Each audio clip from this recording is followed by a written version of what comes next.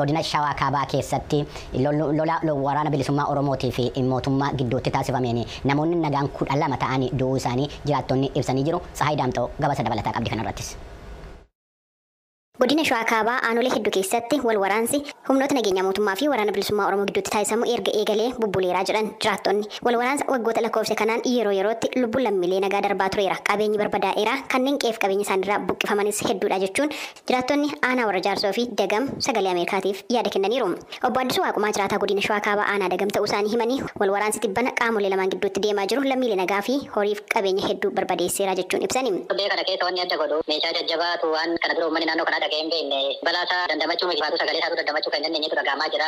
Kun immoo torbee tokko dura waraanni bilisummaa Oromoo bifa kana dura hin baramneen isaanis baay'inaanii ol ba'anii gara baddaa Dagam kana ganga magaalaa Dagamee fi warshaa Istisimenti kan jedhamu warshaa Chaayinaa tokko naannoo kana jira. Aga sanatti deemanii waraana mootummaati warra kutaa turanii guyyaa sana waraanni mootummaa deebee meeshaa kana dura biyyi dhaga'een beekne argeen beekne fidanii uummata irratti gaddisanii amma hangara ga'ee naannoo keenyaa rukute Ayyaaroo siin jedhu kana karaa ana Ayyaa Gullalleetiin dhufee naannoo Rimeetti jedhamuu fi Alidooroo jedhamu kanarraa gadi gaddiifamaa kiiloomeetira 40 olitti waa balleessaa jechuudha. Lubbuun nama nagaa mana keessatti toora fanuu kan badee jira. Kan otoorii tiksanuu achi iddoo jira horiin maatarratti bakkuma dheedutti horiiluuti jira. Nama nagaa shan mana keessatti ajjeese. Akkasuma horiin illee kan maataa keessatti otoo dheeduu du'ee loon otoo nafiin fardeen otoo nafiin otoo madheetan bakkuma dheedanitti kaan mataa irraa facaasaa kaan miila irraa darbaa himuufuu nama rakkisaa jechuudha waan meeshaan kun godhaa jiru. Namni kan biraan sagalee Ameerikaatiif yaada kennan jiraataa godina Shawaa Kaabaa aanaa warra Jaarsoo ta'uu isaanii himanii nageenya isaaniif jecha maqaan isaanii akka hin waamamne gaafatan akka himanitti wal waraansi amma jiru yaaddessaadha jedhu. Warra Jaarsoo irratti ibidda deema durallee namaa bu'aa jirra jechuudha. Har'a jechuun saawwan taate saawwan takkiitiin hin jirtu baktooftee rasaasni keessatti namnee boqqoolloodha yeroo kanatti kan gahaa jiru gara aanaa warra Jaarsoo gara dudda dheeraa kanarra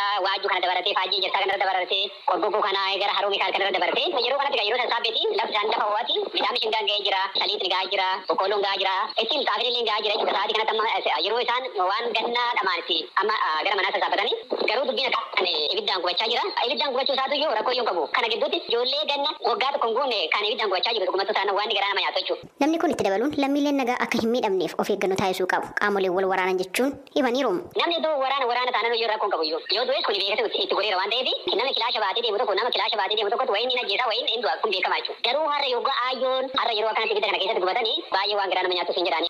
Gadda jechuudha karaa irratti jechuudha ijoollee manneen barnootaa deemanii naannoo reefa torbaa jirtu ijoolleen kun ijoollee baadiyyaati waraqaa eenyummaan qabanii dabtarri harkatti gubatee ijoollee torba jechuudha. Isa horiin dhume silaa namaa miti rabbiin kun haafara donnee irra horii dhumaa jiru jechuudha. Midhaan boqqoolloon erga ibiddatti qabsiisanii har'a nuyi maalaa nyaan gara dudda dheeraa kan jedhu immoo gara faajjii jirsaa kanarratti immoo nama dambaafanne waan ta'eef kana kana dheetu si dubbachuu hin danda'u. Ibidda roobaa jira waan ta'eef jechuudha. Bakkeewwan wal waraansi jiranitti mootummaanis ta'e waraanni bilisummaa Oromoo uummata nagaadhaaf of eeggannoo taasisuu qabu. Akka gidduutti lammiileen nagaa hin miidhamneef jedhanii kan jiraattonni kaasan irratti biiroo bulchiinsaaf nageenyaa kan Oromiyaa, bulchiinsa godina Shawaa Kaabaa, waajjira bulchiinsaa fi nageenyaa kan Shawaa Kaabaa, bulchiinsa aanaa Dagamii fi bulchiinsa aanaa warra Jaarsoo irraa hoggansa dhimmi kun ilaallatu irraa deebii argachuudhaaf carraaqqiin taasisne har'aaf hin milkoofne. Yeroo itti aanutti kan argannu yoo ta'e qabannee deebina. Haa ta'u malee raayyaan ittisa biyyaa tibbana fuula feesbuukii isaa irratti akka maxxanseen garee shororkeessaa hidhattoota shanee jechuudhaan maqaa dhahee irratti bakka adda addaatti tarkaanfii fudhachaa akka jiru ibsee jira. Dubbi himaan waraana bilisummaa Oromoo idila addunyaa Odaa Tarbii dhimma jiraattonni godina Shawaa Kaabaa aanaa warra Jaarsoof Dagam kaasan irratti deebii ennaa kennan. Lolli bakka hedduutti gaggeeffamaa jira.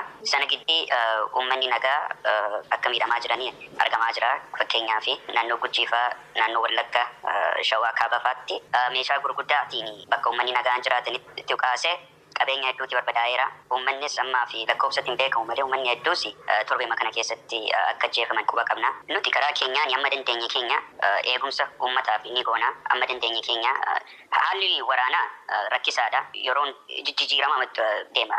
Kondishiniin garuu nuti karaa keenya waan dandeenye ilma goona akka uummanni nagaa gidduutti miidhamne. Garuu waan nuun argaa jirru waraana sirnachaa kanarraa uummanni nagaan kun yommuu gidduutti dhaamu itti dhagaamu beekaafa bakka itti uummanni naannoo sanaa waraana bilisummaa Oromoo deggaraa jedhetti amanu beekaa naannoo akkasiifaa irratti xiyyeeffatee uummata adabuu yaala. Jiraattonni godinichaa ammallee wal waraansi kun dhimma kana irratti waan qopheesse qaba waliin haa hordofu.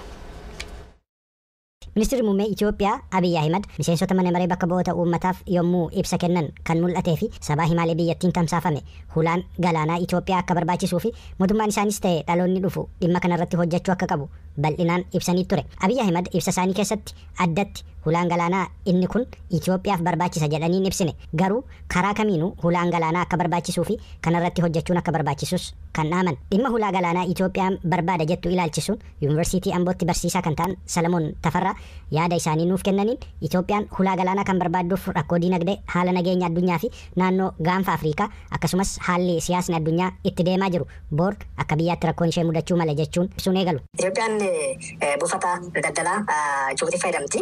Guyyaatti miliyoona doolaara 3 kaffalti. Waggaatti yoo tilmaamame kuni gara biliyoona 2ti. Kana jechuun maallaqa guddaadha jechuudha. Deebisee ekonomik kiriizii yoo jennu biyyi takka guddina argachuu qabdu parsantii 25 ol duwwaatti harkifatte jechuudha. Kanaaf kuni Itoophiyaan dirqama ekonomik kiriizii waan qabduuf kana kileem gochuudhaaf ni dirqamte jechuudha. Itti dabaluunis biyyoonni ollaa Itoophiyaa jiran hedduun isaanii miseensa biyyoota liigii Arabaa ta'uu fi biyyoonni addunyaa gurguddoon siyaasaan wal morkataa jiran buufata waraanaa galaana diimaa irratti ijaarrachuun Itoophiyaa baay'inni uummataa ishee akka malee dabalaa jiruuf qormaata biraa fidee dhufuu mala jechuun ibsa Salamoon. Buufata Jibuutii yoo fedhan fakkeenyaaf wal dhabdeen haayidroopolitiksii yookiin immoo siyaasa bishaanitti wal qabatee ni jira deemaa jira. Gibsi wajjin osoo waraanatti gallee isa qofaa miti immoo biyyoota miseensa Arab liigii ta'uu wajjin osoo waraanatti gallee Itoophiyaan meeshaa waraanaa kan gashitu eessan gashiti Jibuutii irraan gashiti jechuudha. Yeroo sanatti maaltu dhufaa Jibuutiin meeshaa waraanaa akka jiraan gashine biyyoonni Arab liigii dhokuu danda'ame maaliif kaayyoon chaartara Arab liigii irratti hundaa'e keessaa tokko dantaa fi fedhii biyyoota miseensota Arab liigii ta'an mirkaneessuu waan ta'eef jechuudha. As biyya United States keessa kan jiraatanii fi dhimmoota siyaasa Eertiraa akkasumas kan Itoophiyaa xiinxaluun kan beekaman Yohaannis Kifilee dhimma Itoophiyaan karaa ministeera muummee ishee hulaa galaanaa barbaaduu ibsuu ishee irratti yaada isaanii sagalee Ameerikaa kutaa afaan Amaariffaaf kennaniin yaadni Abiy Ahimad dhiyeesse keessumaa karaa humnaas ta'u hulaa galaanaa argachuu qabna kan jedhe fudhatama kan hin qabnee fi uummata Eertiraas ta'e kan Itoophiyaa kan rifaasisee jechuun himu.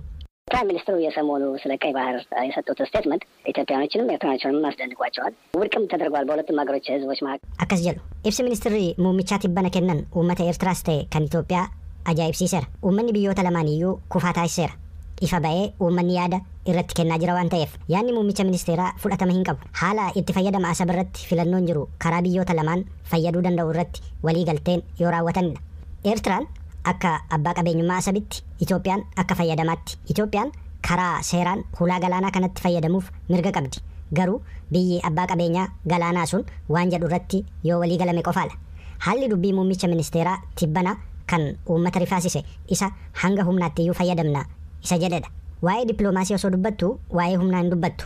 Muummichi ministeeraa gaaf tokko haala itti ibsan sana sirreeffatanii deebi'u jedhee yaada.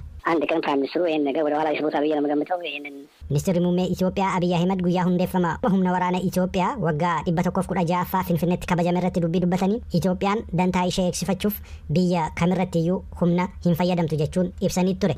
ኢትዮጵያ በኃይልና በወረራ ማሳካት የምትፈልገው አንዳች ነገር የለም። Akkas jedhu Itoophiyaan humnaa fi weeraraan milkeessuuf kan barbaaddu waan tokkollee hin jiru.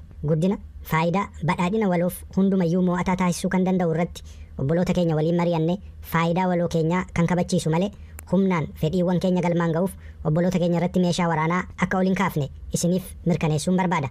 በአጽንኦት ላረጋግጥላችሁ እወዳለሁ።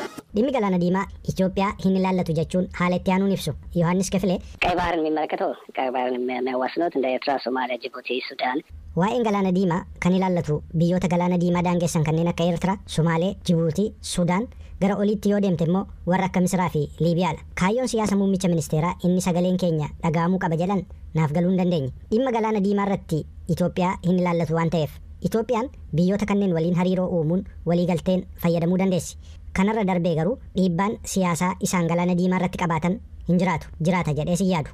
Itoophiyaan hulaa galaanaa argachuuf mirga akka qabduu fi seeronni Naannoo Amaaraa keessatti haalli nageenyaa hammaatee namoonni nagaan du'uun itti fufee akka jiru gabaasamee jira. Haleellaan diroonii fi meeshaalee gurguddaa fagoodhaa dhukaasamanullee miidhaa guddaa akka geessisaa jiran jiraattonni sagalee Ameerikaatti himaniiru. Ittaanee dhiyaata oduun kunis. Naannoo Amaaraa godina Kaaba Shawaa, Efraataaf godina Dhiha Goojjam naannoo magaalaa Maraawii keessatti guyyoota 7 darbanii qabee humna raayyaa ittisa biyyaa hidhattoota faannoo gidduutti walitti dhukaasa taasifameen lubbuun namoota nagaa darbuu kanneen yaada isaanii VOA'f ibsan dubbataniiru. Naannolee lamaan keessaa hanga har'aatti walitti dhukaasuun akka jiru namoonni kun ibsanii jiran. Namni hojii daldalaa irratti bobba'an jiraataan magaalaa Xaayee tokko walitti dhukaasa erga raawwatee booda namoota nagaatu ajjeefamaa jechuudhaan miseensota raayyaa ittisa biyyaa qeeqaniiru. Dhimma kanarratti hanga ammaatti gama mootummaas ta'e gama raayyaa ittisa biyyaan deebiin kallattiin kenname jiraachuu baatus raayyaa ittisa biyyaatti ajajaan waraana gama dhiyaa Leetanaal Jeneraal Muhammad Tasammaa marii uummataa torbanneen dura jiraattota magaalaa Dabra Maariqoos waliin geggeessan irratti ergamatti kennameen ala miseensi raayyaa ittisa biyyaa gocha akkasii raawwate yoo jiraate tarkaanfiin akka fudhatamu dubbatanii turan. Gama biraan magaalaa Maraawii keessaa namni yaada kennan tokko walitti dhukaasuu sana caalaa kan miidhaan nurraan gahaa jiru fagoodhaa akka darbatamu meeshaa gurguddaadhaa jedhan. Akkuma kanaan koomishiniin mirga namoomaa Itoophiyaa onkoloolessa 19 bara 2023 tuuta oduuf ibsa kenneen naannoo sana keessa sababaa walitti bu'iinsi baatileef geggeeffameen namoonni dirooniidhaan ajjeefamuu hidhattoota faannoo deeggartu jedhamuudhaan humnoota nagaa eegumsa mootummaatiin murtii malee kan ajjeefaman jiraachuuf itti gaafatamtoota mootummaa sadarkaan jiran irratti kafuulleffatan haleellaaleef iggitamuun raawwataa jiraachuu ibsee jira jechuudhaan Masfin Arraagee gabaaseera.